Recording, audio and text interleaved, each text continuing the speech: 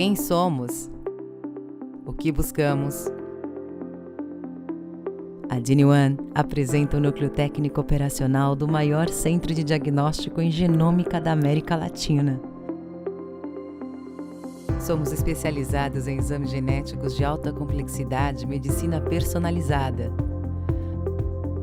Oferecemos o melhor da medicina diagnóstica para nossos pacientes e contamos com uma equipe de especialistas em genômica, biologia molecular e bioinformática. Temos à nossa disposição o que há de mais inovador para aumentar a efetividade do tratamento e qualidade de vida dos pacientes. Contamos com equipamentos de amplificação e sequenciamento de última geração e metodologia de análise avançada. O nosso compromisso é trazer um diagnóstico de precisão com excelência. Trabalhamos juntos para entregar sempre o melhor resultado, porque aqui cada paciente é único. Você é a nossa razão de existir.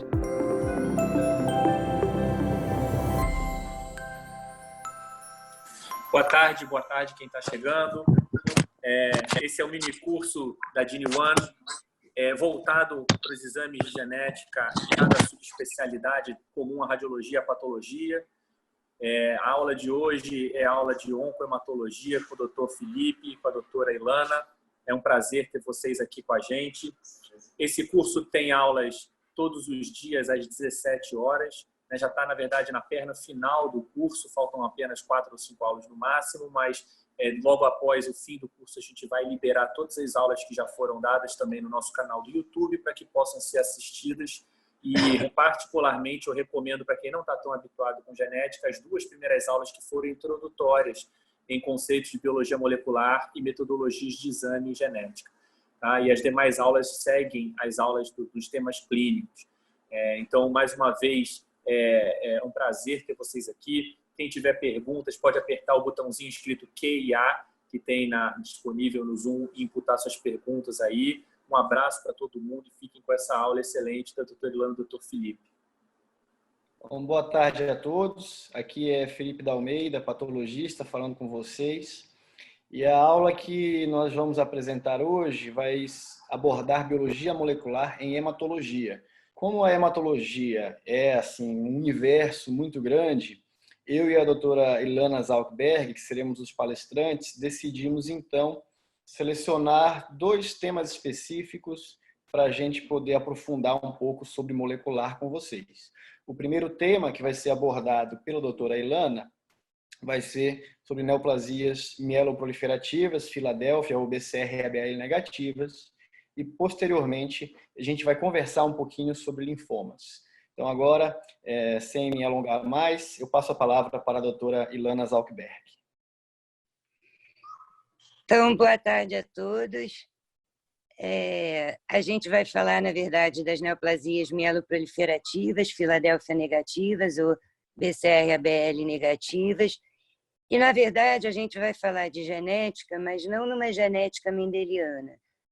A gente vai falar de genética porque as doenças envolvem genes. As neoplasias mieloproliferativas, elas são doenças clonais. Elas decorrem da transformação maligna de uma célula-tronco hematopoética, e essa transformação é dada por uma mutação adquirida somaticamente, ela resulta no aumento da proliferação dos precursores do compartimento mieloide e, dessa maneira, com uma expansão das séries eritrocíticas, granulocíticas, megacariocíticas e monocíticas. As neoplasias mieloproliferativas, elas se caracterizam pela superprodução de células mieloides sanguíneas maduras e funcionais ao longo de um longo curso clínico.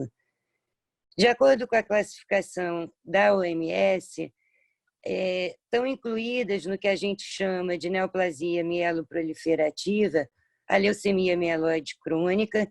O diagnóstico é feito no sangue periférico pela detecção de um gene de fusão BCR-ABL1, que é o resultado da translocação 922, a leucemia neutrofílica crônica, caracterizada por neutrofilia e que até recentemente antigamente era de difícil diagnóstico, hoje a gente tem que 70% dos casos eles apresentam uma mutação para o gene CSFR3, a leucemia eosinofílica crônica, a mastocitose, que o diagnóstico é feito pela presença da mutação do KIT na posição D816, as neoplasias mieloproliferativas não classificáveis ou raras. Além do que vai ser o objetivo da nossa aula, das neoplasias mieloproliferativas BCR-ABL negativas propriamente ditas. Elas incluem a polistemia vera, que é caracterizada por uma expansão de glóbulos vermelhos, a trombocitomia essencial, onde se vê um aumento na contagem de plaquetas, e a mielofibrose primária, uma proliferação intensa das séries megas e granulocíticas. Então, clinicamente, as apresentações das 3 neoplasias, elas se sobrepõem.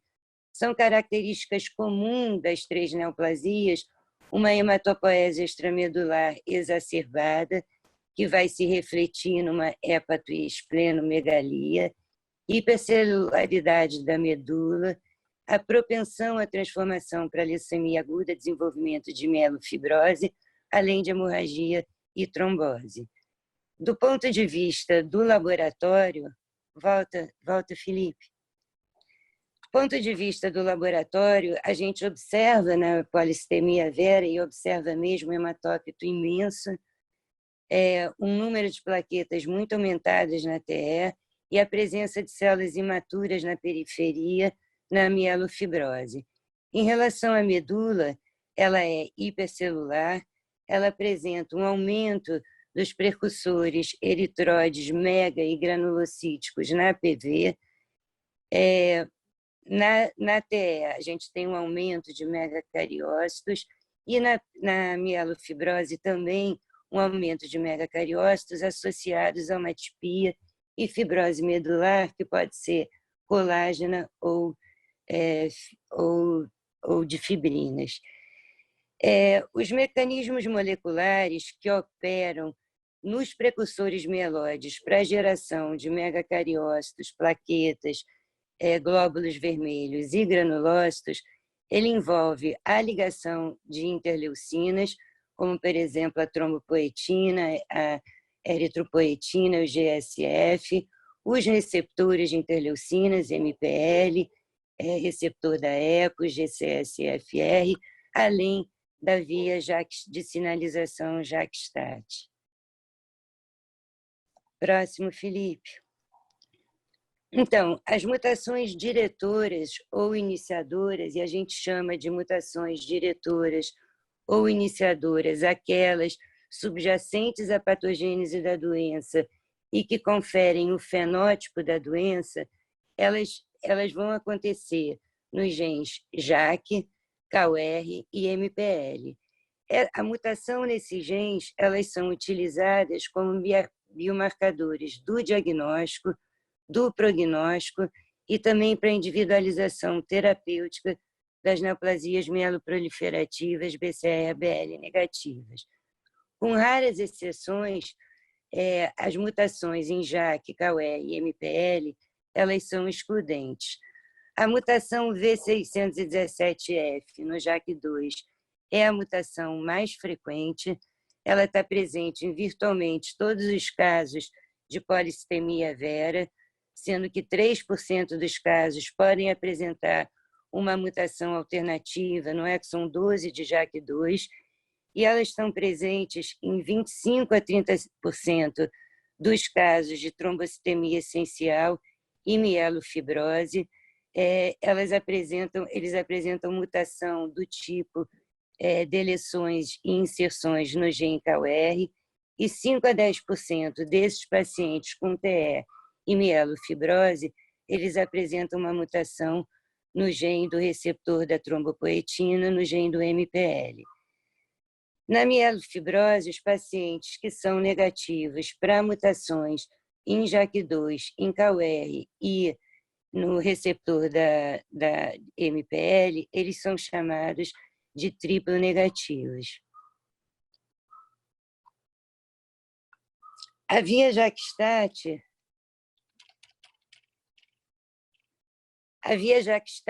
ela regula a transcrição de genes associados à proliferação e à sobrevida da série mieloide e, mediante a ligação de um ligante, a fosforilação, a autofosforilação de JAK ocorre. JAK é uma tirosina quinase não receptora e a transdução de sinais via STAT ela ocorre ativando as vias de PIK3 e MAP quinase, o que vai regular a proliferação e sobrevida das séries mieloides. Todas as mutações diretoras todas as mutações diretoras subjacentes às neoplasias mieloproliferativas, elas compartilham os mesmos mecanismos moleculares dentro da sua patogênese, ou seja, elas apresentam uma ativação constitutiva da via JAK-STAT, ou seja, a via pode ser ativada na ausência de ligante.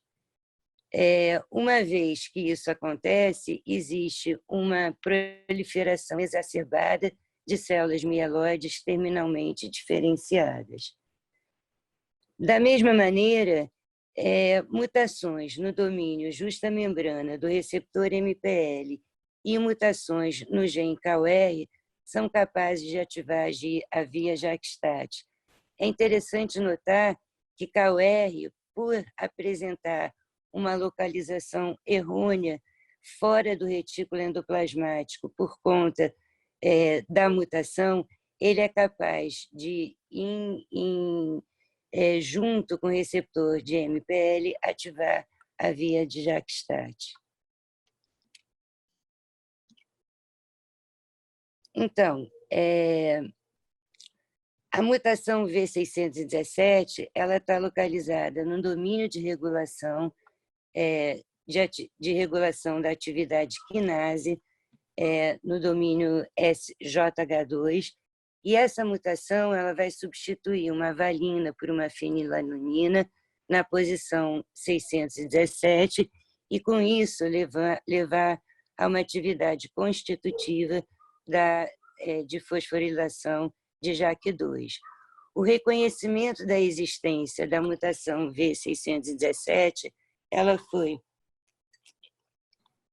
o início da classificação molecular das neoplasias mieloproliferativas BCR-ABL negativas. No gene MPL, o que ocorre é uma mutação mais frequente na posição 515, embora outras mutações, tanto no gene JAK2 como no gene MPL, elas podem existir.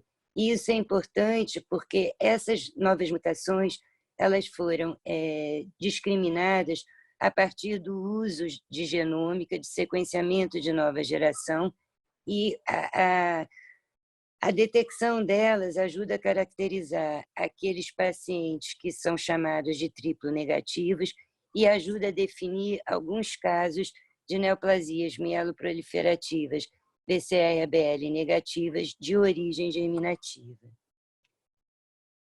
As mutações no gene KOR, elas sempre ocorrem no exon 9. Já foram descritas mais de 50 mutações diferentes. Entretanto, 2 mutações são mais comuns.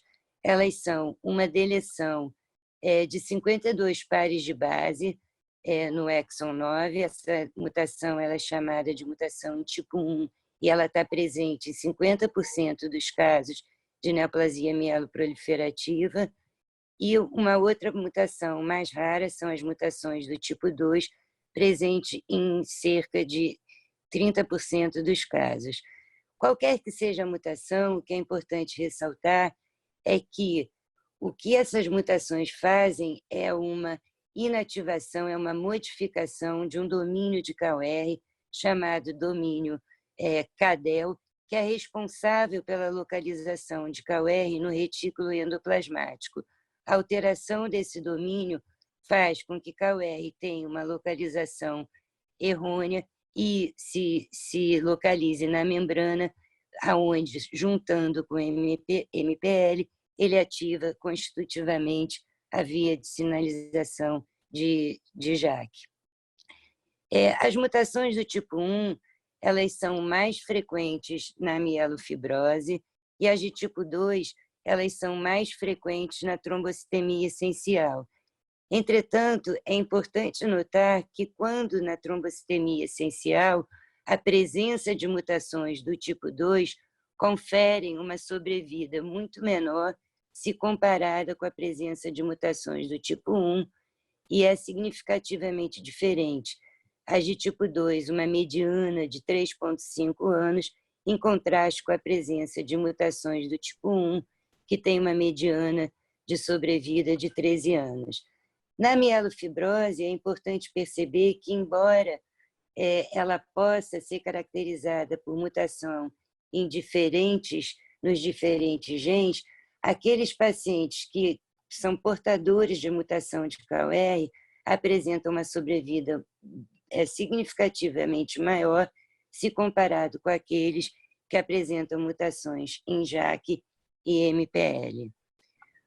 O uso de sequenciamentos de nova geração, ele conseguiu definir, além das mutações diretoras subjacentes à patogênese, a co-ocorrência de outras mutações não diretoras de categorias gênicas bastante comuns que atuam tanto nas neoplasias mieloproliferativas, como nas leucemias mieloides agudas, como nas mielodisplasias.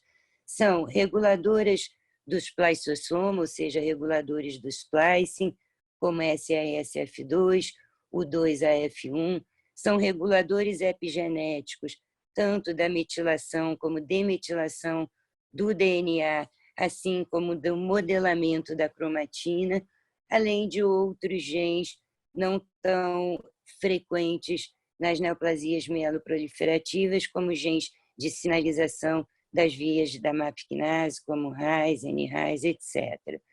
O importante da detecção ou da aferição da presença dessas mutações é que a presença dessas mutações associadas a uma mutação diretora está associado a um aumento de risco, principalmente nos pacientes de mielofibrose, que a presença de mutações em ASXL1, SZH2, SRSF2, IDH1, IDH2 e U2AF1 conferem um alto risco molecular.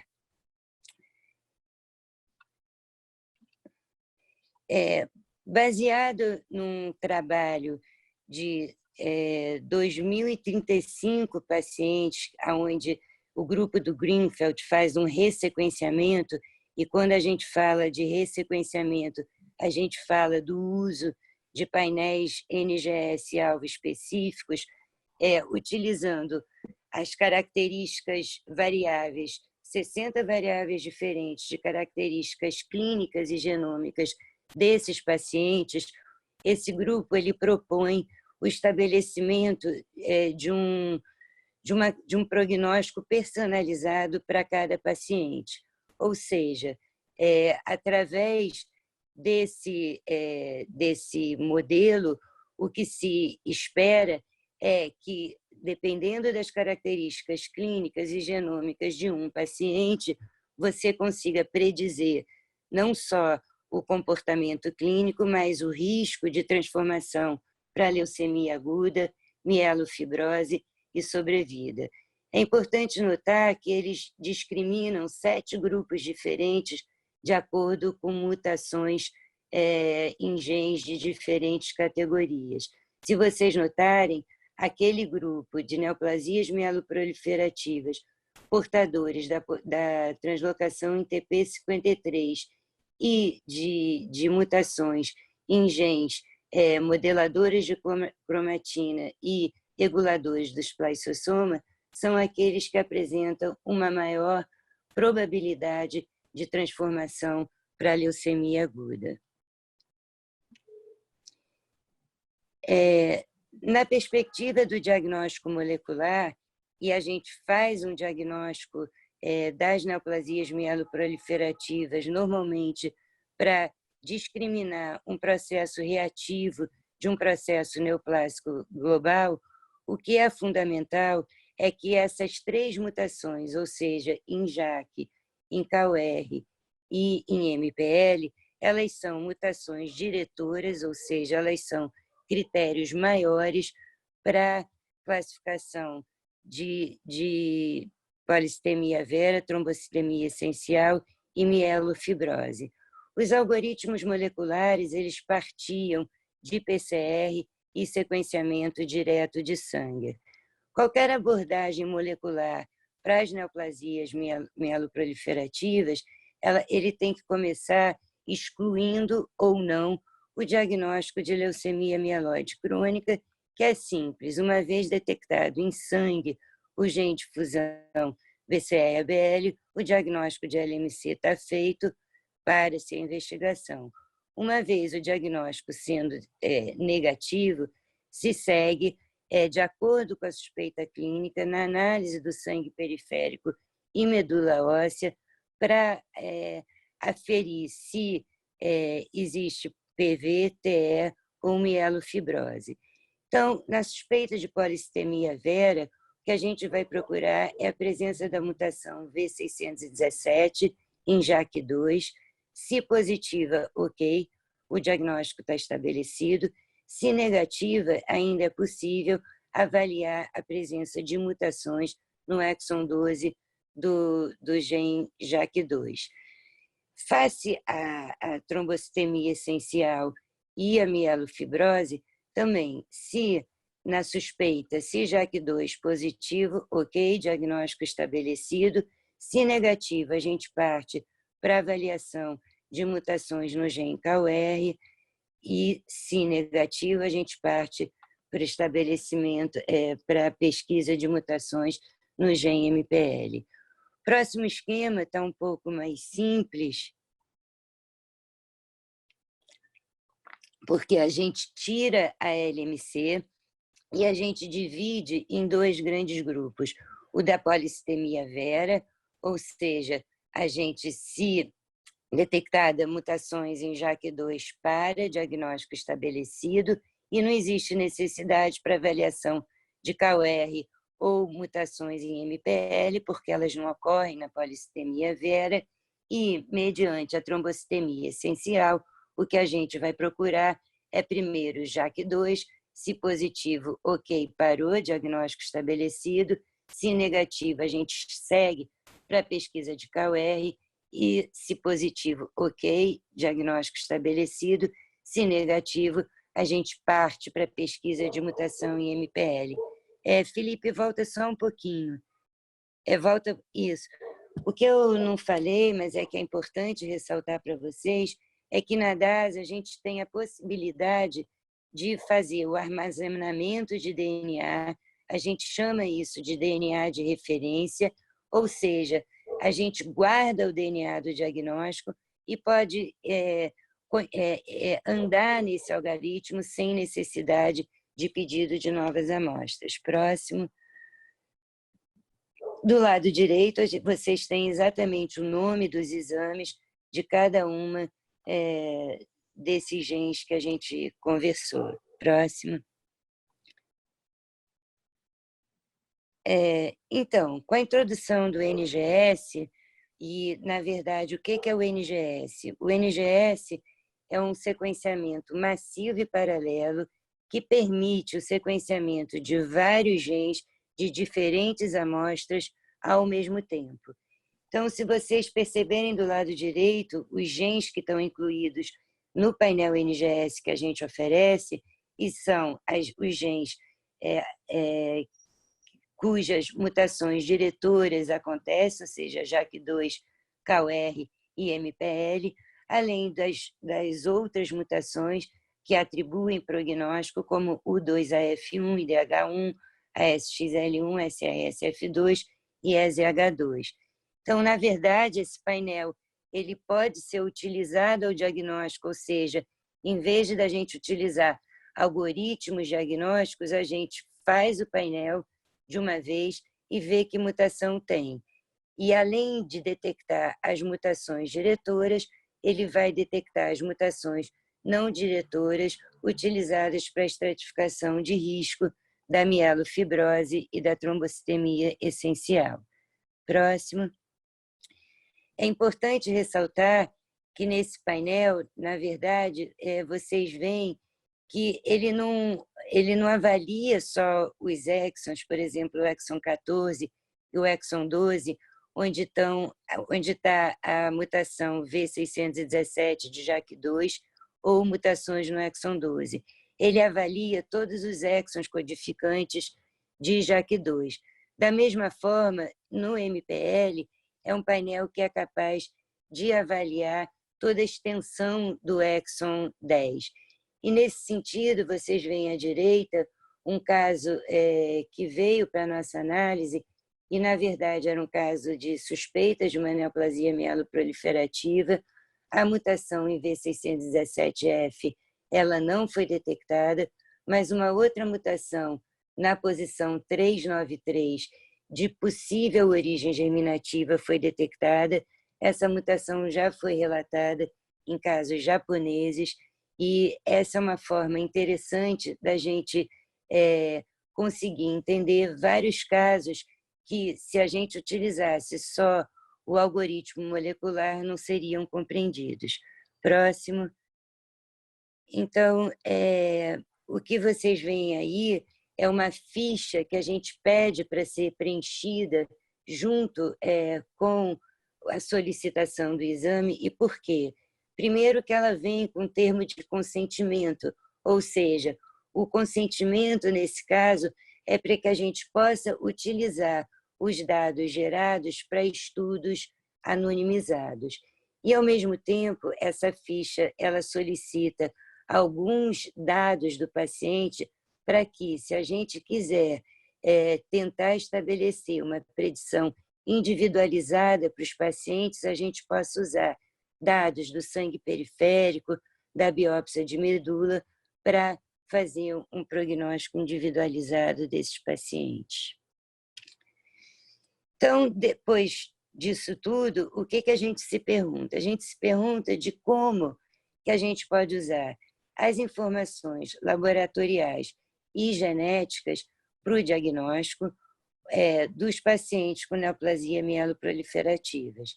Mais do que isso, a gente se pergunta se é possível combinar os fatores genéticos e clínicos para a predição de risco e evolução das neoplasias mieloproliferativas. Então, começando pela polissemia vera, que do ponto de vista molecular é uma doença mais simples, ou seja, virtualmente todos os pacientes vão apresentar a mutação V617F no gene JAK2, e ela é caracterizada por eritrocitose, mas também pode vir associada com leucocitose e trombocitose. Como eu falei, os fenótipos clínicos das três doenças, eles se sobrepõem.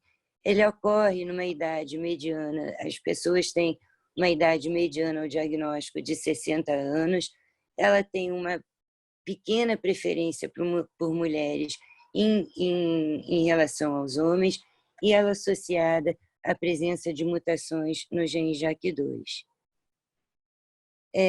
Então, esse é um caso em que uma mulher, é um caso da minha colega, da Cristiana Souza, uma mulher de 42 anos, ela deu entrada no hospital, ela era portadora dos sintomas gerais, que são muito comuns nas neoplasias mieloproliferativas, são sintomas inespecíficos, cefaleia, prurido generalizado, fatiga, e ela apresentava uma hemoglobina de 21, hematócrito de 62, leucometria de 13.200 e plaqueta de 732.000, além de uma esplenomegalia acentuada. Próximo. Então, o diagnóstico foi feito por NGS, e essa é a tela de análise que a gente vê numa análise de NGS, e a gente detecta, tem uma estrelinha mostrando, ela mostra duas coisas aqui. A variação alélica dessa variante, 81%.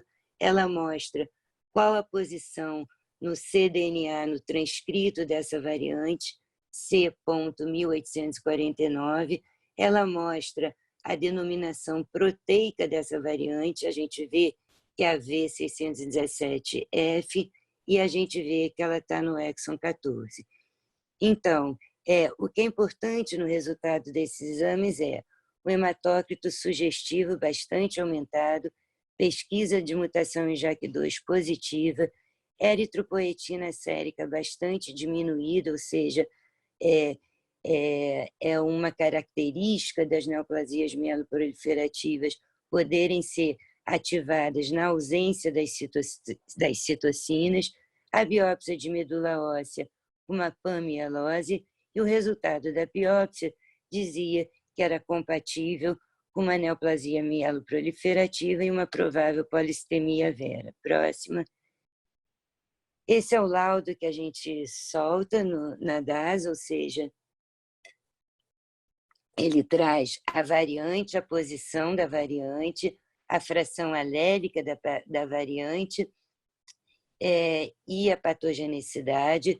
A gente coloca qual a indicação, por que aquele exame foi pedido, o resultado, e como resultado desse exame foi detectada uma mutação somática no gene JAK2, e essa mutação está associada ao quadro clínico da paciente, e a gente analisa, interpreta a obtenção desses resultados, além de referendar alguns trabalhos importantes na área. Próximo. Essa paciente, ela traz uma questão que é uma questão importante. Então, ela preenche todos os critérios para PV, ela tem uma hemoglobina de 21, para mulheres maior que 16, são critérios maiores da classificação da OMS, hematócrito de 62, a base é maior que 48, panmielose e mutação V617, ou seja, é de livro. No próximo slide, entretanto, a gente vai ver uma questão que o NGS, diferente do que se a gente tivesse feito uma abordagem clássica por algoritmos moleculares, ele demonstra. O que é? A carga alélica, a gente lembra, era de 80%, ou seja, eu tinha quase uma mutação em homozigose. Muito provavelmente, o que estava acontecendo nessa paciente ou era uma trissomia do 9, ou seja, onde o gene JAK está localizado, ou eu tive uma perda de heterozigosidade durante a evolução clonal, significando que eu perdi o alelo normal, ficando só com o alelo mutado. E isso é um fator de risco para a progressão de mielofibrose em pacientes com polistemia vera. Próximo. Então, como as informações clínicas, laboratoriais e genético-moleculares podem contribuir para a estratificação de risco? E isso é uma questão bastante confusa ou bastante complexa nos pacientes com mielofibrose, onde diferentes esquemas de estratificação foram desenhados e, dependendo do score de cada esquema, esse paciente vai ser tratado de forma alternativa, seja com hidroxiureia, seja com inibidores alvo específicos para JAK2, ou mesmo com transplante de medula óssea. Próxima.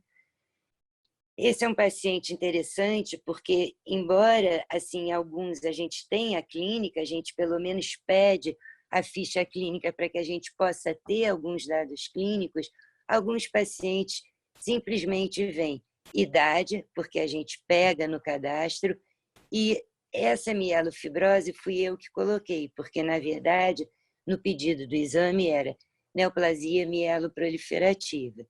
Quando a gente faz o painel NGS, o que a gente vê? A gente vê a presença de uma mutação em KOR e a presença de uma mutação do tipo 1, ou seja, uma deleção de 52 pares de base, caracterizando uma mutação driver e a clonalidade dessa neoplasia. E, além disso, a gente vê 2 genes de 2 classes gênicas que ocorrem com muita frequência com pacientes da mielofibrose, diferentes de pacientes de trombocitemia essencial. Então, mediante a análise genética, a gente consegue inferir que, muito provavelmente, esse é um paciente de mielofibrose. Como a gente não sabe, como que a gente libera esse resultado? A gente libera indicação, como solicitado, neoplasia mieloproliferativa, BCR-ABL negativa. Resultado, foram detectadas mutações somáticas nos genes KOR, ASXL1, AZH2, NRAS, associadas ao quadro clínico da paciente, que, na verdade, era uma neoplasia mieloproliferativa.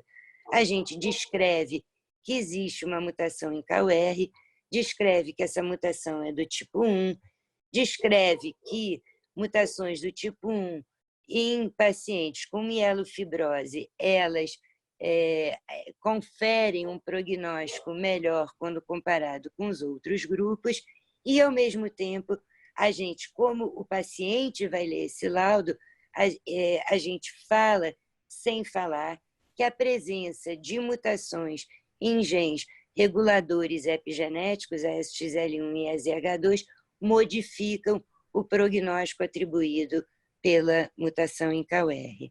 Próxima. Então, como que a gente pode contribuir em relação a pacientes com mielofibrose? Existem vários sistemas para estratificação de risco, eles são esquemas de pontuação.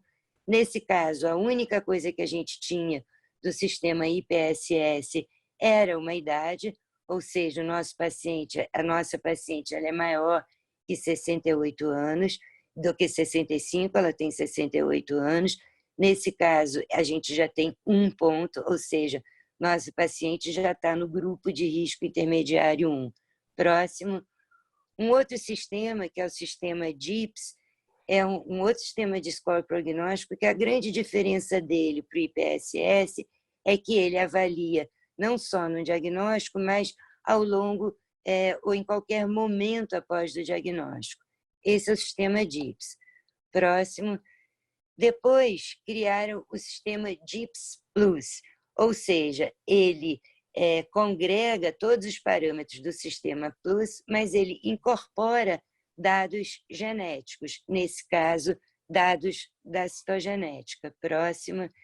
E como os dados da citogenética podem alterar um prognóstico de uma neoplasia mieloproliferativa? A gente vê que existem 3 grupos diferenciados, que a sobrevida global nesses grupos é bastante diferente daqueles de cariótipo de risco baixo, quando comparados àqueles de alto risco, e são alterações citogenéticas de alto risco, aquelas principalmente envolvendo os cromossomas 12, ISO do 17 e cariótipo complexo. Próximo. Então, nosso paciente ele tem uma mutação do tipo 1 em KOR, e essa mutação a gente já viu que ela estabelece um prognóstico mais favorável em comparação com as outras mutações diretoras, ou mesmo com caso triplo negativos. Próximo. Diferença entre KOR tipo 1 e tipo 2. Próximo. Mas a nossa paciente ela tinha mutação em ASXL1 e em EZH2. E essas são mutações de alto risco, cuja presença, vocês podem ver, é uma sobrevida bastante menor quando comparada à ausência dessas mutações. Próxima. A incorporação dos dados genéticos ou moleculares ela começa a ser feita com a existência de um sistema MIPS 70, tá? Onde a presença da mutação, uma mutação de alto risco confere 1 ponto, 2 ou mais mutações de alto risco conferem 2 pontos, e a ausência de mutação do tipo 1 em KOR confere 1 ponto. Próximo. o sistema MIS Plus, na verdade, ele é bem parecido com o MIS. A única questão é que ele incorpora não só as alterações moleculares, mas também a genética. E, obviamente, o sistema preditivo que eu mais gosto, próxima, é o sistema DIPS, que é inspirado só na genética, e o que eles perguntaram era: será que só com os dados genéticos eu sou capaz de estratificar o risco dos pacientes com mielofibrose? E aí eles precisam dos dados da citogenética, ou seja, cariótipo de alto risco ou cariótipo desfavorável, e em termos moleculares, ele incorpora, além da KOR tipo 1, ASXL1 e SR-SF2, ele incorpora mutações em U2A, no gene de regulação de splicing U2AF1. Só para terminar, próximo, Felipe. Desculpa. Isso. Então, a nossa paciente, ela era uma mulher de 68 anos, mielofibrose uma história de mielofibrose primária com pré-fibrose. A gente sabia que ela tinha uma mutação em KOR do tipo 1, SXL1 e ZH2. Como a gente não tinha os dados clínicos, a única coisa que a gente consegue fazer é avaliar o MIPS 70 plus ou o GIPS, e mesmo assim nenhum dos dois completamente, porque a gente não tinha os dados citogenéticos, e essa paciente ela pode ser classificada como de pelo menos maior do que de risco intermediário. E, finalmente, eu só quero ressaltar esse caso, que é um caso que marcou não só a mim, mas como todo mundo que viu. Era uma mulher jovem, de 32 anos, com uma dificuldade de estabelecimento diagnóstico enorme, até que ela chegou para fazer uma análise NGS. E a análise NGS dela foram detectadas mutações em ASXL1, em IDH2, em U2AF1.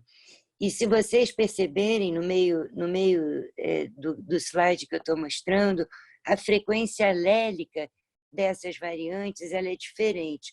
Ou seja, eu tenho clusters de variação de cada variante diferente. Por exemplo, eu tenho o 2AF1 e a ASXL1 com uma frequência alélica da variante em torno de 35%. Em contraste, eu tenho alterações em IDH2 e em SEPT em torno de 18%. Próximo. Isso sugeria a presença não só de um clone dominante ou ancestral, um clone fundador nessa doença, mas a presença de possíveis subclones, ou seja, muito possivelmente essa doença já estava evoluindo clonalmente. Na mesma época em que a gente define esse resultado, sai um paper, e na verdade é um paper de hematopoese clonal de sentido de potencial indeterminado, CHIP, mostrando que mutações em alguns genes eles tinham a capacidade de transformar, quando presente, a capacidade de se transformar em leucemia aguda era muito grande. E se vocês verem aqui no meio, o que acontece? Tanto TP53 como U2F1 são mutações que têm um risco para a progressão de leucemia aguda bastante alto. Próxima. Essa paciente, a gente tinha os resultados clínicos delas, a gente tentou fazer uma predição de risco individual dos dados dessa paciente, e a gente vê que a expectativa de vida dela, ou mesmo a chance para a transformação para leucemia aguda, era muito grande. Isso foi feito usando aquela base de dados que eu mostrei. Infelizmente, na patologia e na biópsia já foram revelados blastos e essa paciente faleceu muito precocemente. E com isso é tudo, Felipe. Obrigada por passar esse slide. Obrigada para vocês. Você me ouve bem? Obrigado pela Escuto bem. apresentação. Acho que foi uma das melhores apresentações que eu já assisti de neoplasia mieloproliferativa. Ser muito didática e, assim, para quem já está um pouco habituado com esse panorama molecular, eu achei fantástico, assim. Muito obrigado mesmo. Excelente apresentação. Bom, agora eu vou conversar com vocês, com esse tempo que me resta, um pouco sobre linfomas, né? Tentar um pouco linkar o diagnóstico histopatológico e molecular também.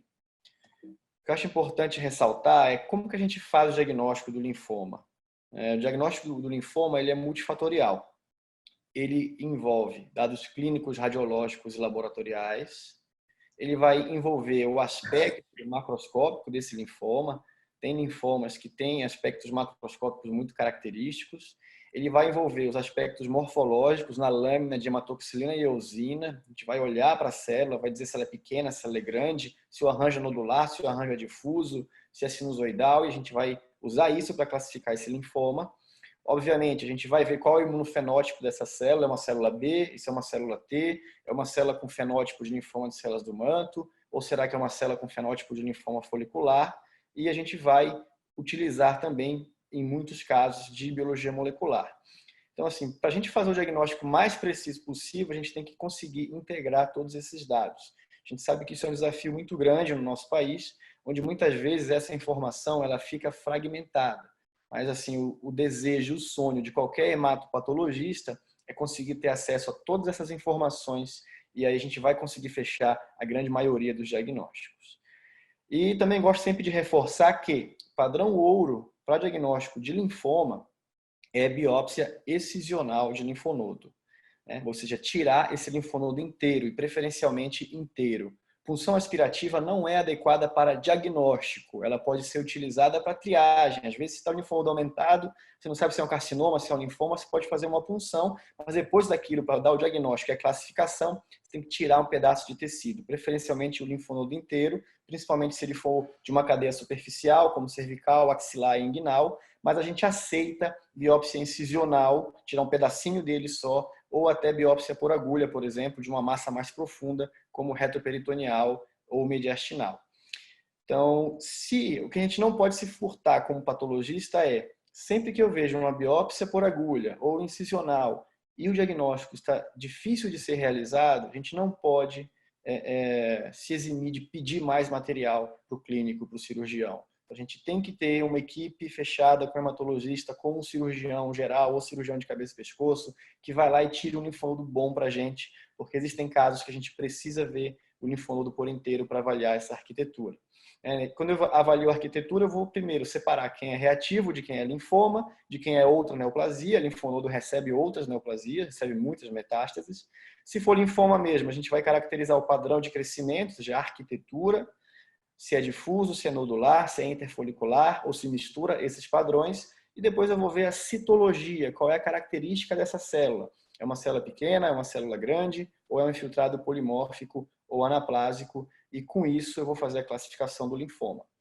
Então a morfologia ainda é fundamental para essa classificação, e imunistoquímica ela é também muito importante na grande maioria dos casos. Aqui são anticorpos comuns que a gente usa, marcador de célula B, marcador de célula T, marcador de centro germinativo, marcador de linfoma de células do manto. Isso faz parte, tem que fazer parte da rotina de quem deseja fazer diagnóstico de hematopatologia. E patologia molecular vai ser necessária em muitos casos, às vezes não somente para o diagnóstico, mas também para ajudar o hematologista a decidir qual o melhor tratamento ou segmento para aquele paciente. Aqui, testes muito comuns que a gente tem que fazer em hematopatologia, como hibridização in situ para o RNA do EBV, e aqui um FISH pesquisando translocação, rearranjo do gene CMYC. Então, os linfomas eles são classificados mais ou menos clinicamente como indolentes, ou geralmente os indolentes têm células pequenas, podem ser também linfomas agressivos, que em geral as células são grandes, e linfoma de Hodgkin.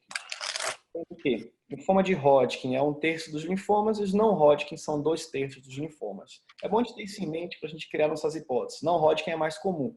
Dentre os não Hodgkin, os linfomas B são a maioria dos linfomas. E dentro desses linfomas não Hodgkin B, a maioria vai ser linfoma folicular, linfoma difuso de grandes células. Enquanto que 10 a 15% dos não Hodgkin vão ser linfomas T. A gente tem que ter isso em mente.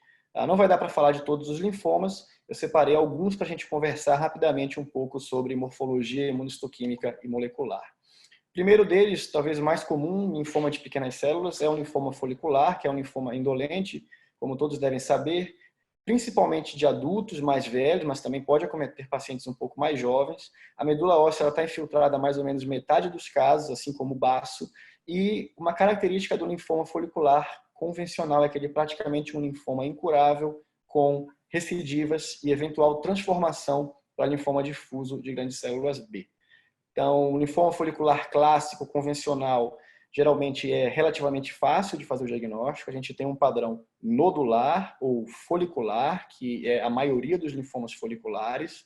Do ponto de vista citológico, ele é uma mistura de células de padrão centrocítico, que são células irregulares e clivadas, com centroblastos, que são células grandes e não clivadas, é o padrão que antigamente se chamava centroblástico centrocítico. Então, quando eu tenho esse conjunto de características morfológicas, eu faço a imunistoquímica e ela vai mostrar que aquela célula tem um fenótipo de célula folicular ou de célula do centro germinativo. Isso significa expressão de BCL6 junto com expressão de CD10 e, na maioria dos casos, expressão de BCL2 nesses centros germinativos neoplásicos.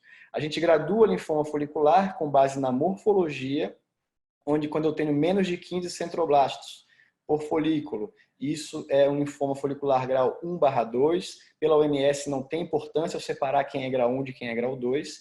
Acima de 15 centroblastos é grau 3. Se ainda tiver centrocito, grau 3A. Se tiver somente centroblasto, é um grau 3B. Qualquer área difusa em um linfoma folicular grau 3 merece um diagnóstico separado de linfoma difuso de grandes células B associado.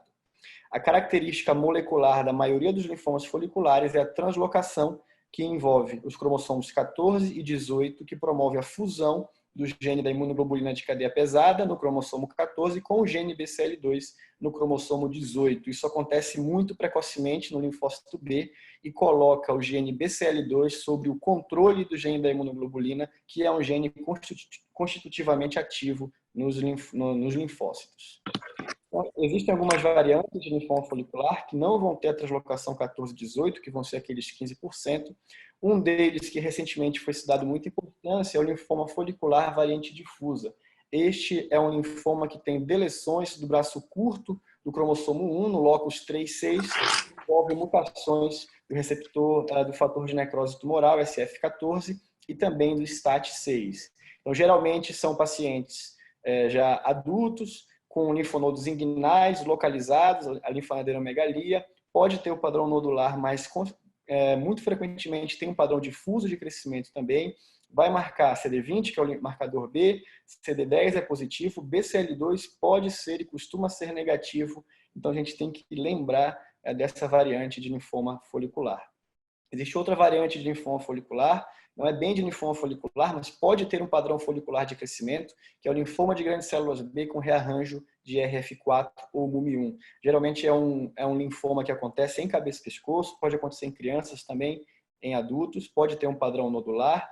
Em geral, predominam células grandes e ele tem uma característica imunistoquímica que é a coexpressão de forma considerável de CD10, BCL6 e um MUM1 forte e difuso. Então, sempre que a gente vê essa coexpressão de CD10 e BCL6 e um MUM1 forte e difuso num sítio de cabeça e pescoço, lembrar do linfoma de grandes células B com rearranjo de MUM1, e isso tem que ser confirmado para uma sonda de Fisch direcionada para o IRF4 para comprovar esse rearranjo. Esses são linfomas de melhor prognóstico que linfoma de grandes células B e até mesmo que linfoma folicular convencional. Outro linfoma folicular que também não tem a translocação 14-18 são os linfomas foliculares pediátricos, ou tipo pediátrico, porque também pode acontecer em adulto, apesar de ser muito mais comum em criança, entre 7 e 14 anos. São linfonodos que têm folículos grandes e confluentes, é um aspecto de linfonodo dentro do linfonodo. O BCL2 costuma ser negativo é um diagnóstico que às vezes é difícil de ser realizado. Então aqui a gente tem o centro germinativo muito grande e tortuoso, parece uma hiperplasia, mas no menor aumento a gente vê. Aqui tem uma rima de linfonodo reativo e aqui parece que tem um linfonodo crescendo dentro desse linfonodo. Então ele expressa BCL6, pode ser BCL2 negativo, mas expressa também CD10 e tem evidência de clonalidade. A gente pode fazer isso por Kaplan-Lambda ou por rearranjo da imunoglobulina. Então esse é um estudo interessante que avaliou, não tem um marcador muito bom para linfoma folicular tipo pediátrico, mas esse estudo testou uma série de marcadores e encontrou um deles, que é o FOXP1, que foi expresso em 12 de 13 casos de linfoma folicular tipo pediátrico. Nenhum caso de hiperplasia folicular mostrou expressão do FOXP1 em centro germinativo. Esse é um artigo super recente, do final do ano passado. Talvez a gente incorpore no futuro esse marcador na nossa rotina e vai ser muito útil. Além da translocação IgH-BCL2, tem outras alterações moleculares presentes também no linfoma folicular, que quando é necessário e o paciente é submetido a um painel de sequenciamento de próxima geração, como já descrito pela Ilana, a gente pode encontrar outras alterações moleculares, principalmente no gene EZH2, KMT2D, e a importância de a gente encontrar, primeiro a gente entender melhor a fisiopatologia dessa doença e também mostrar possíveis alvos para o futuro serem alvejados com terapias moleculares dirigidas. Então, esse estudo mostra bem isso, né? Faz um desenho das alterações moleculares que podem acontecer em diversas moléculas envolvidas na linfomagênese do linfoma folicular, e essas moléculas, por exemplo, CD79B, o próprio receptor de células B ou NOT, elas podem eventualmente ser alvejadas por alguma terapia no futuro. É importante a gente entender melhor do linfoma folicular.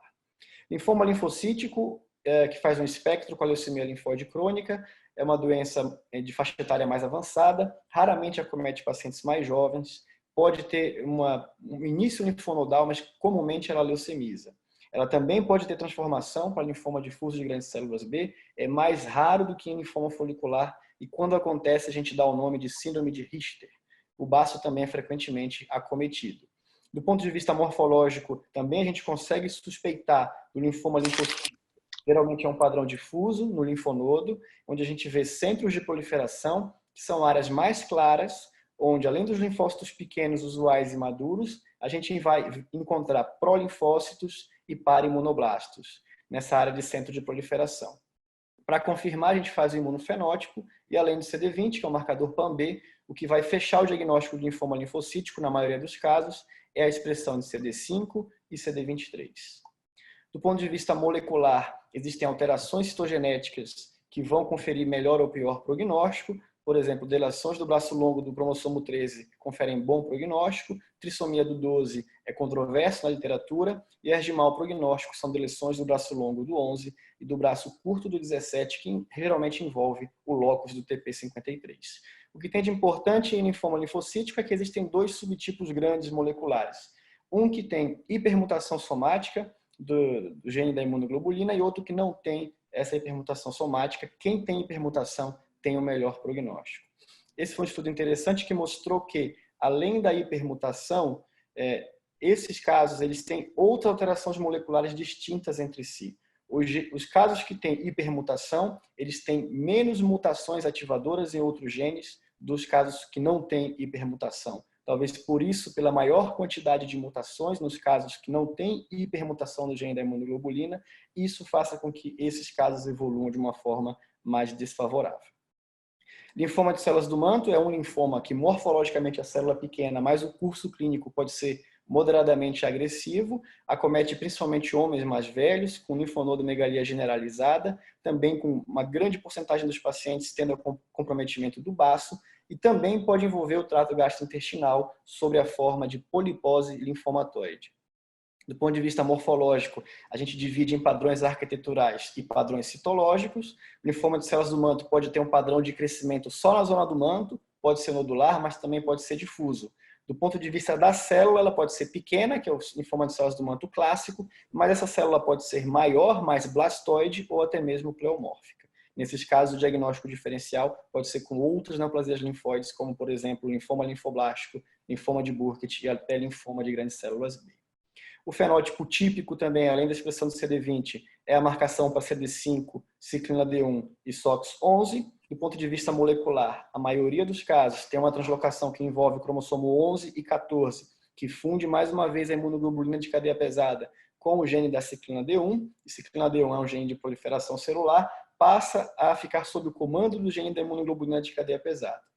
Existe uma forma de linfoma de células do manto que é mais indolente, é a forma leucêmica não nodal. A apresentação é muito mais com leucocitose, o diagnóstico diferencial vai ser com LLC, mas ele vai ter expressão de ciclina D1 e esses casos costumam ser SOX11 negativos. São casos que são bem mais raros do que o linfoma de células do manto convencional nodal. Então, esse aqui é um outro artigo que mostrou, né, além da ciclina D1, que outros genes estão alterados em linfoma de células do manto.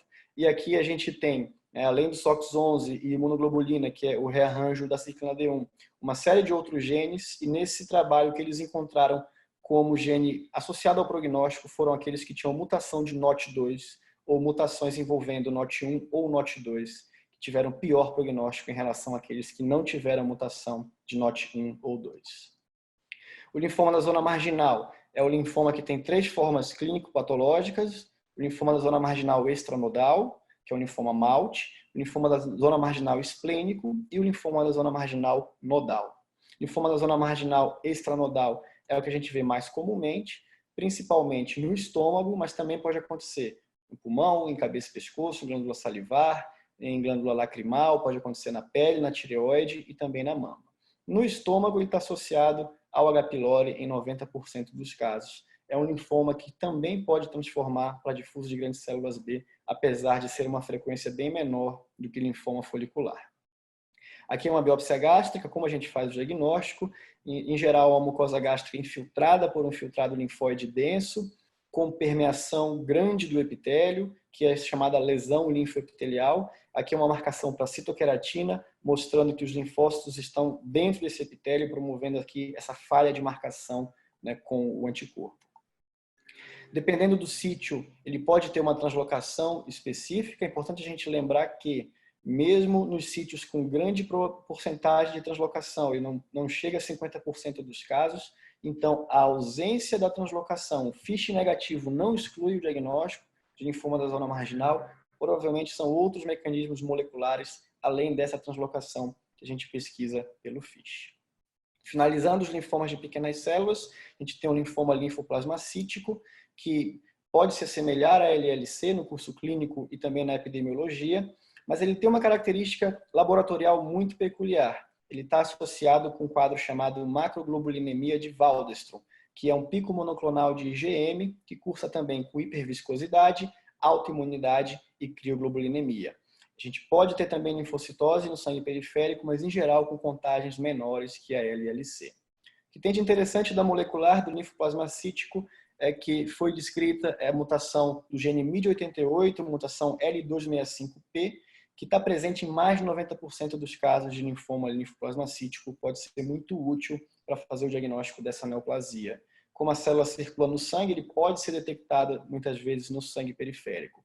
Mas a gente tem que ter em mente que ela não é 100% específica. Ela pode estar presente em alguns casos de linfoma da zona marginal esplênica e ela está presente em alguns casos de linfoma difuso de grandes células B, tipo células ativadas.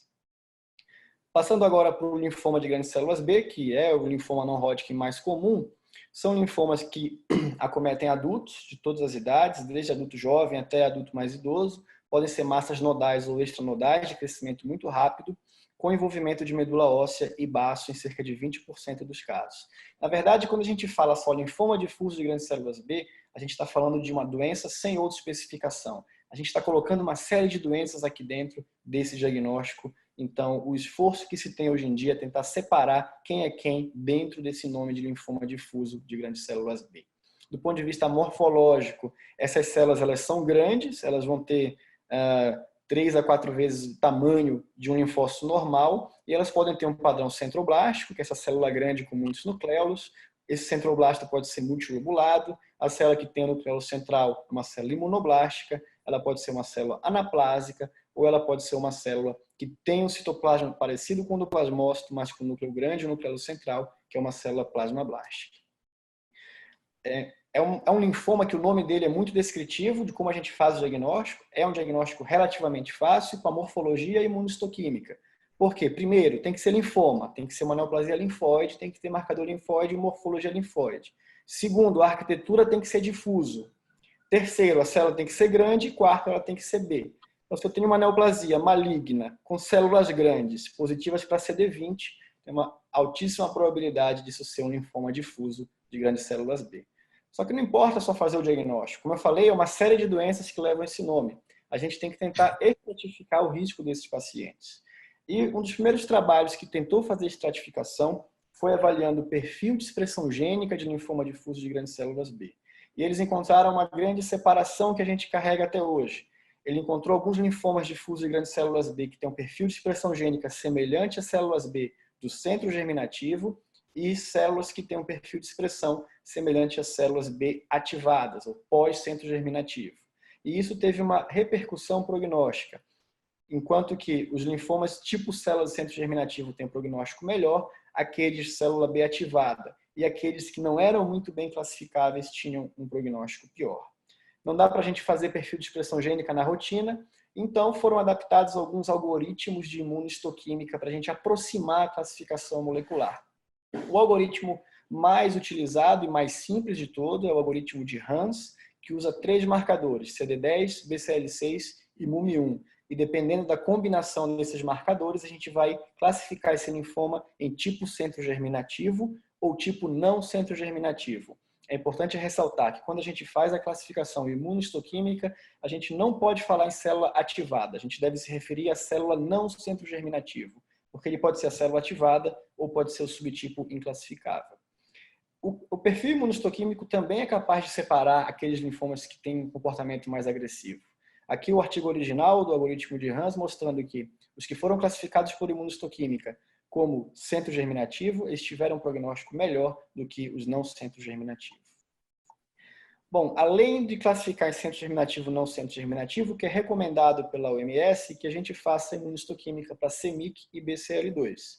Sempre que eu tenho uma expressão de CMYC em mais de 40% das células neoplásicas e BCL2 em mais de 50%, existem outros pontos de corte, mas esses são recomendados pela OMS. A gente vai dizer que esse é um linfoma difuso de grandes células B, duplo expressor de CMYC e BCL2. Reparem que isso é diferente de um linfoma difuso de grandes células B, duplo HIT. Quando eu falo expressor, é que eu avaliei a expressão imunistoquímica. Quando eu falo HIT, é que eu avaliei o HIT molecular. Eu fiz FISH, fiz hibridização in situ. Como eu tenho que fazer isso? Bom, no mundo ideal, a gente teria que pesquisar rearranjo de MYC, BCL2 e BCL6 para todos os linfomas difusos de grandes células B. Ou, pelo menos, fazer MYC em todos e aqueles que têm rearranjo de MYC seguir com BCL2 e BCL6. Quem tiver MYC rearranjado com BCL2 e ou BCL6 vai ser chamado de duplo HIT, se forem 2, ou triplo HIT, se forem 3. Isso está presente em cerca de 5% dos casos, com morfologia de difuso de grandes células B, e isto é um pior preditor de resposta à terapia convencional. São linfomas mais agressivos. E falando disso, a gente entra numa nova categoria que foi criada na nova OMS de 2017, que são os linfomas de células B de alto grau, que em geral eles vão ser duplo HIT ou triplo HIT. Do ponto de vista morfológico, esses linfomas podem ter um aspecto blastoide, eles podem ter um aspecto semelhante a linfoma de Burkitt, pode ter um aspecto semelhante a linfoma linfoblástico, pode ter um aspecto semelhante a linfoma difuso de grandes células B. Desde que ele não tenha expressão de TDT nem de ciclina D1 e tenha duplo ou triplo HIT, ele deve receber essa nomenclatura segundo a OMS. Linfoma de células B de alto grau, duplo HIT ou triplo HIT.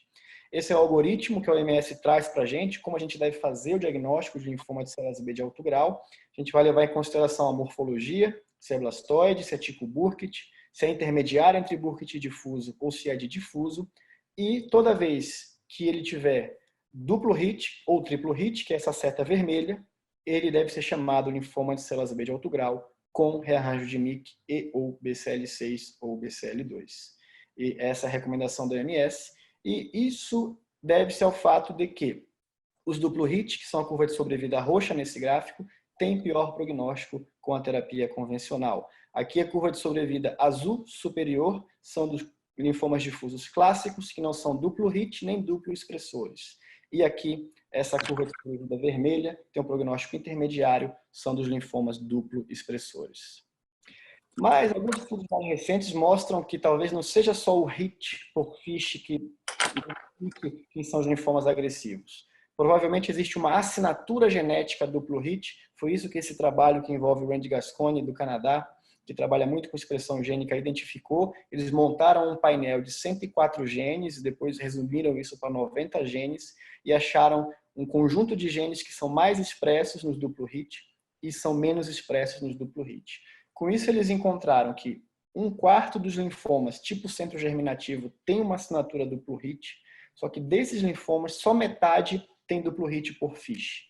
E isso, mesmo não tendo duplo hit por FISH, tendo a assinatura duplo hit, esses são linfomas mais agressivos. Isso é mostrado aqui nas curvas de sobrevida, em duas coortes diferentes, na British Columbia e na Ready Hospital, e eles mostraram que na curva laranja são os com assinatura duplo hit, que tem um prognóstico tão ruim quanto os de células ativadas, e aqui na curva vermelha, os que não têm assinatura duplo hit. Então a gente consegue pegar dois centros germinativos que teoricamente têm um bom prognóstico, quem são aqueles que puxam a curva para baixo. Além disso, mais recentemente ainda, outras alterações moleculares têm sido estudadas em linfoma difuso de grandes células B. Isso aqui são 3 artigos que eu acho que eles se conversam muito. 2 são de 2018, do Schmitz e do Chapuis, e um agora do começo de abril, do George Wright, que falam um pouco de outras alterações moleculares e subgrupos moleculares de linfoma difuso de grandes células B. O artigo do Chapuis, através de um conjunto de técnicas moleculares, encontrou 5 grupamentos, 5 clusters moleculares de linfoma difuso de grandes células B, um com alteração de BCL6 e NOT2, um com alteração de P53, outro que são os centros germinativos, que pode ter alteração de BCL2, e o cluster 5, que são de células ativadas. Muito semelhante a esse achado, o grupo do Schmitz também classificou em principalmente 4 grupos, um que eles chamaram de MCD, que eram linfomas difusos de grandes células B, principalmente de células ativadas, com mutação do MYD88 e do CD79B, um grupo que eles chamaram BN2, que tem alteração de BCL6 e NOT2, um que eles chamaram de N1, que tem alteração de NOT1, e um que eles chamaram de EZB, que engloba a maioria dos padrão centro germinativo com translocação de BCL2. Já o artigo do Wright, agora de 2020, desenvolveu, além de fazer avaliação molecular, um algoritmo para dizer a probabilidade que aquele linfoma difuso se encaixa em algum desses grupos. Vejam que a nomenclatura dos grupos é muito semelhante à nomenclatura dos grupos do artigo anterior, sendo que eles acrescentaram aqui, né, aqueles com mutação de P53 e aneuploidia. Então, provavelmente a gente está indo num rumo diferente em linfoma difuso de grandes células B. Só para não esquecer de alguns subtipos especiais de linfoma difuso de grandes células B, principalmente linfoma de grandes células B primário do mediastino, que acomete principalmente pacientes jovens, doença mediastinal, faz diferencial clínico e histopatológico com Hodgkin clássico, principalmente esclerose nodular, mas o tratamento é completamente diferente. E tenho que falar desse linfoma porque existem formas, ele é tão relacionado com o Hodgkin clássico que existem formas intermediárias, são chamados linfoma gray zone do mediastino. Um linfoma que tem uma área com esclerose e nódulos e uma área difusa, expressão de CD20 forte numa área e fraca na outra, a morfologia híbrida entre um difuso e um linfoma de Hodgkin clássico. E não só a morfologia, não só a imunohistoquímica, o perfil de expressão gênica do primário do mediastino também é muito semelhante ao linfoma de Hodgkin clássico, e os dois são diferentes do linfoma difuso de grandes células B usual. Então, é verdadeira esta associação entre o Hodgkin clássico e o primário do mediastino. Por fim, o linfoma de Burkitt, que é bastante conhecido de todos, tem EBV em quase todos os casos. O EBV provoca, né, uma proliferação celular e também junto com promove uma translocação entre o cromossomo 8 e o cromossomo 14, sempre o cromossomo 14 envolvido, só que dessa vez uma translocação do CMYC com o gene GH, e isso é o principal mecanismo molecular do linfoma de Burkitt. Morfologicamente também ele é muito característico, são células monótonas, com muitos macrófagos de corpo tingível. Citologicamente são células de tamanho médio, com uma vacuolização citoplasmática, algumas que podem ser mais atípicos, mas desde que ele tenha o fenótipo clássico de linfoma de Burkitt, que é uma célula do centro germinativo, expressa CD10 e BCL6, negativo para BCL2, com Ki67 de 100%, a gente consegue fazer esse diagnóstico. Então, a translocação mais comum é a 814, que envolve o gene da imunoglobulina de cadeia pesada com o MYC, mas ele pode ser também com os genes de imunoglobulina de cadeia leve. Pode ser 28, que é do gene da imunoglobulina kappa, ou 822, que é com o gene da imunoglobulina lambda. Para finalizar, 2 slides sobre linfomas T, para não dizer que não falei deles, são linfomas muito importantes e muito difíceis de serem diagnosticados. E o principal, talvez, mais comum linfoma de células T seja linfoma de células T periférico ou talvez linfoma de células T angioimunoblástico. Se a gente usar as ferramentas adequadas, a gente faz mais diagnóstico de angioimunoblástico do que a gente tem feito. Esse é um dos primeiros estudos que fez um landscape mutacional de linfoma de células T angioimunoblástico e identificou mutações recorrentes no gene TET2, DNMT3A e IDH2. Então, são mutações que acontecem muito precocemente na oncogênese do linfoma T angioimunoblástico. Esse é outro estudo muito interessante que estudou, além de linfoma de células T angioimunoblástico, que tem como característica a expressão de marcadores de célula T helper folicular, que vão ser o CD10, o PD1, BCL6, CXCL13. Então, estudou o conjunto de linfomas T, além de angioimunoblástico, com essa expressão, e do ponto de vista molecular, se eles eram parecidos. E o que eles encontraram é que tumores com fenótipo folícular helper, mesmo aquele que é um T periférico SOE, mas com marcação folícular helper, eles se agrupam com linfoma T angioimunoblástico e com linfoma de células T folicular, mostrando que provavelmente eles constituem um espectro de uma doença de células T folícular helper. Por isso que na nova OMS eles estão numa categoria de linfoma de células T folícular helper e o carro-chefe é um angioimunoblástico, mas temos também ali o linfoma T folicular. E para fechar essa parte e essa apresentação, só em relação aos linfomas de células T sem outra especificação, que também é uma categoria muito heterogênea, mas esse trabalho da Cancer Research identificou que existem principalmente 2 grupos moleculares de linfoma de células T periférica SOE. Um que eles chamaram de TBX21 e o outro que eles chamaram de GATA3. E eles viram que aqueles que têm alteração do GATA3, eles vão ter um prognóstico pior do que aqueles que têm do grupo TBX21. E o inclassificável vai ser intermediário. Em relação ao linfoma anaplásico de grandes células, a gente já conhecia tipo ALK positivo e ALK negativo. Só que dentro do ALK negativo, agora provavelmente a gente tem outros 2 grupos. Um com rearranjo de DUSP22, que tem bom prognóstico, parecido com ALK positivo, e um com alteração de TP63, que tem um prognóstico péssimo. Então, talvez a gente, dentro do ALK negativo, existam outras doenças também que vale a pena a gente começar a separar. E esse é um estudo, assim como o algoritmo de Hans tentou aproximar a classificação de linfoma difuso, esse é um estudo que tentou usar a imunistoquímica para aproximar a classificação de linfoma de células T. Utilizaram 4 marcadores, o GATA3 e o TBX21, que são dos grupos, mais CCR4 e CXCR3, e através da combinação desses marcadores, eles conseguiram separar quem era do grupo TBX21 e quem era do grupo GATA3, e isso teve uma boa correlação com o grupo molecular. Aqui a curva azul contínua são a classificação de imunistoquímica, a curva tracejada é a classificação molecular, tem uma boa sobreposição dessas curvas, e aqui foi como eles utilizaram essa classificação. Então, além, provavelmente a gente vai começar a falar mais dessa estratificação também de linfoma de células T periféricas. Finalizando, então, a avaliação morfológica e imunistoquímica ainda são a base para o diagnóstico dos linfomas, principalmente no nosso cenário, em que às vezes até o acesso à imunistoquímica é difícil, quanto mais a biologia molecular, mas a gente tem que lembrar que teste molecular tem indicações precisas para resolver dúvidas muito importantes que vão separar tratamentos de pacientes. Então, a gente deve pelo menos indicar biologia molecular para os casos selecionados.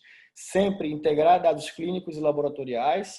O hematopatologista faz diagnósticos mais precisos quando tem acesso a essa informação. Tem que saber, muitas vezes, qual é a apresentação clínica, qual é o hemograma do paciente, como é a alteração de imagem, linfonodo é isolado, é generalizado, se tem dado de citometria de fluxo. e para isso é mandatória a interação entre patologista, entre hematologista, entre biólogo molecular, para que a gente faça os melhores diagnósticos. Então, agradeço a todos mais uma vez que estão nos acompanhando aqui até agora e que assistiram aqui as aulas do curso.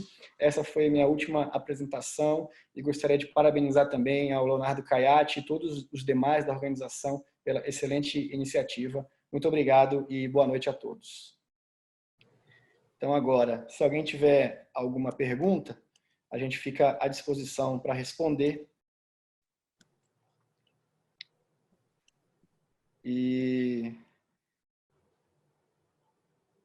Oi, doutor, não esquece Olá. de mim, a pesquisa.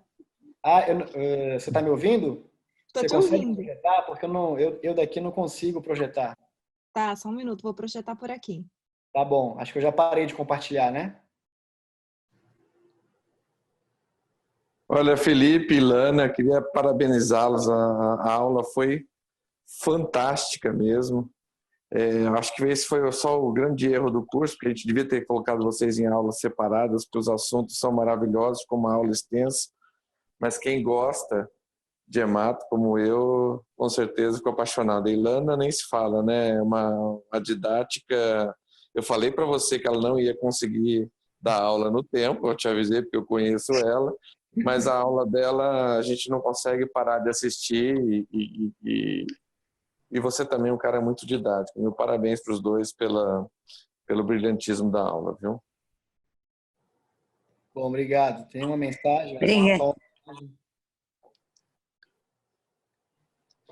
Bom, se alguém tiver pergunta, gente, a gente vai aguarda um pouquinho para vocês fazerem as perguntas. Ilana, você quer fazer algum comentário? Entrou uma pergunta aqui, ó, doutora Fabiane Sarmento. Ah, não, foi Eu queria te perguntar uma coisa assim. Eu vi, e aliás é uma dúvida que eu tenho há algum tempo, os duplo hits, na verdade, eles atribuem um prognóstico ruim, mas o duplo hit está enriquecido no linfoma de origem centro-germinativa, que teoricamente é um linfoma de melhor prognóstico, certo? Certo.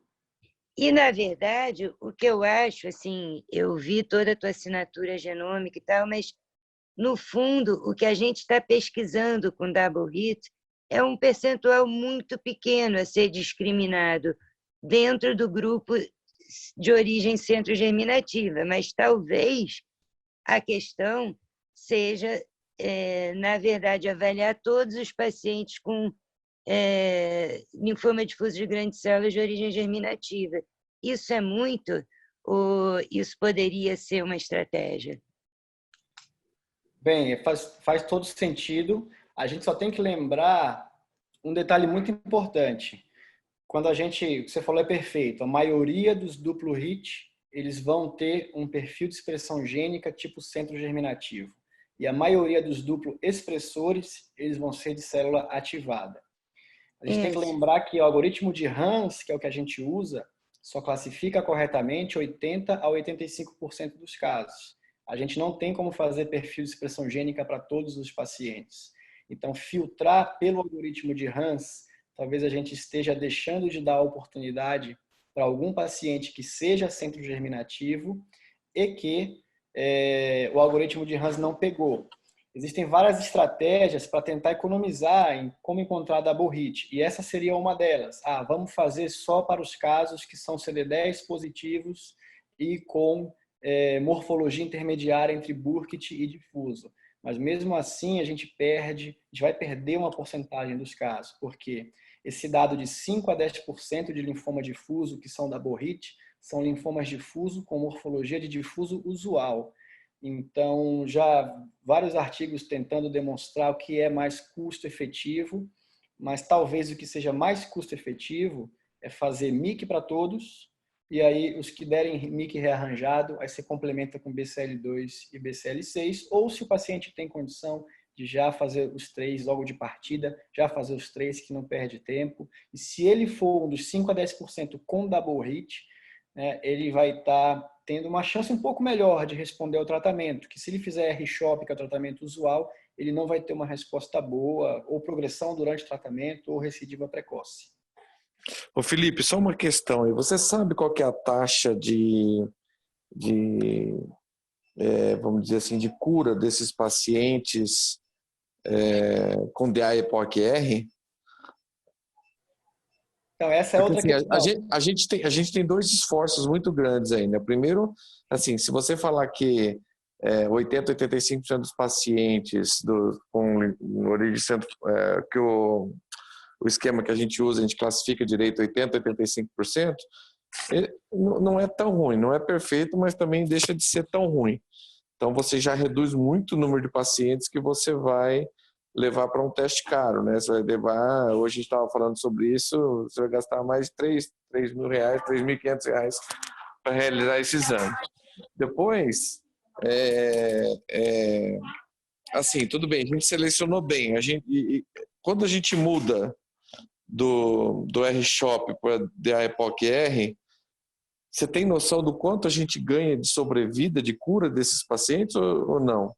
Essa é uma outra questão importante. O que a gente sabe no momento é que eles não vão bem com R-Shop. Mas também ninguém sabe com que eles vão bem, porque eles vão mal mesmo com as terapias mais intensas. Mas, ainda assim, você dá a oportunidade do paciente para ele, pelo menos, ter uma chance um pouco maior, não sei te falar exatamente a porcentagem, mas é uma chance melhor fazendo RDA-EPOC. Às vezes eles fazem hipercevade, que é o esquema de Burkitt, dependendo do estadio clínico. Mas, e além do que a gente começar também a separar esses doentes e, eventualmente, quando for fazer avaliação retrospectiva, quando for incluir eles em trial para testar novas drogas, a gente tem uma categoria de uma doença diferente, que são os linfomas mais agressivos. Mas a verdade é que no panorama atual não tem uma terapia que, então é double hit, então faz isso que resolve. Na verdade, eles vão ruim também com RDA-EPOC, mas você já sabe o que você vai esperar em termos de evolução daquele doente. Já sabe que ele é um linfoma mais agressivo que um difuso usual. E qual que é a sua posição? O que você tem ouvido falar sobre dar a notícia para o médico, para o hematologista, que ele é um duplo expressor?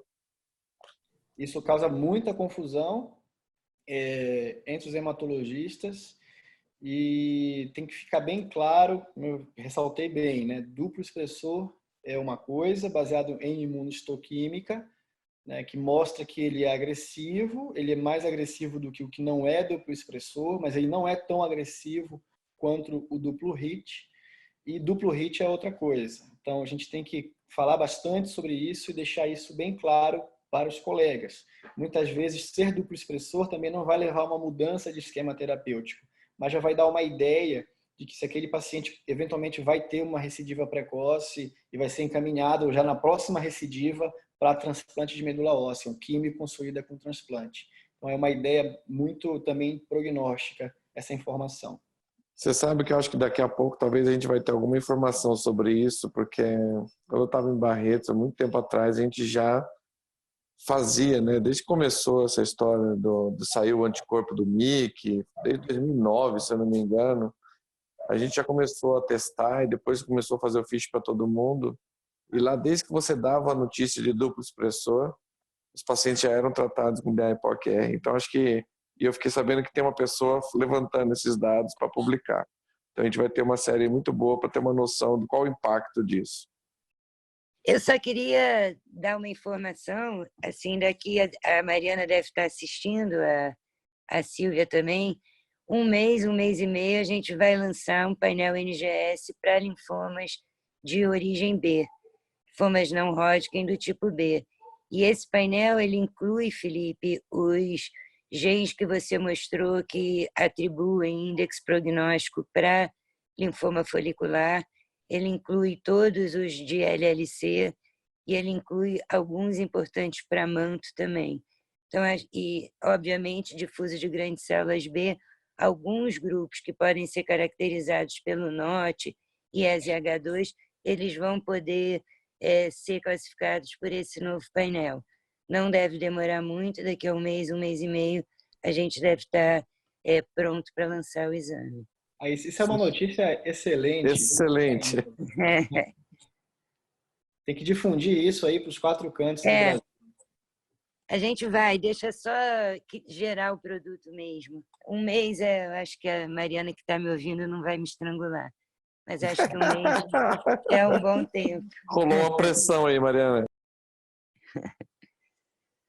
Bom, pessoal, então, mais uma vez, muito obrigado pela companhia aí, mais essa aula. Obrigado mesmo a quem ficou até agora, participou aqui da discussão, escutou nossas perguntas. E não percam a próxima aula, que será amanhã. Está quase acabando o curso, vai ser sobre genômica somática hereditária do câncer do ovário e endométrio. Mais uma vez com a doutora Tereza Loureiro e com o Rodrigo Foch. E não se esqueçam de também ler o QR Code da nossa avaliação e façam a avaliação de vocês, que vai ser muito importante para a gente ter esse feedback e programar bem também as próximas iniciativas educacionais aqui do DASA. É Gustavo Foch, hein? Não é Rodrigo Foch, não, hein? Nosso super ginecopatologista, hein? Tá certo. Corrigindo então, corrigir o slide e a aula de amanhã vai ser o Gustavo Foch. Boa noite, pessoal. Boa noite. Prazer, Felipe. Prazer, Ilana. Tchau, tchau. A gente estava bem sincronizado na passagem, hein? Foi legal. Foi bom. O Zoom. Tchau, Felipe. Tchau, tchau.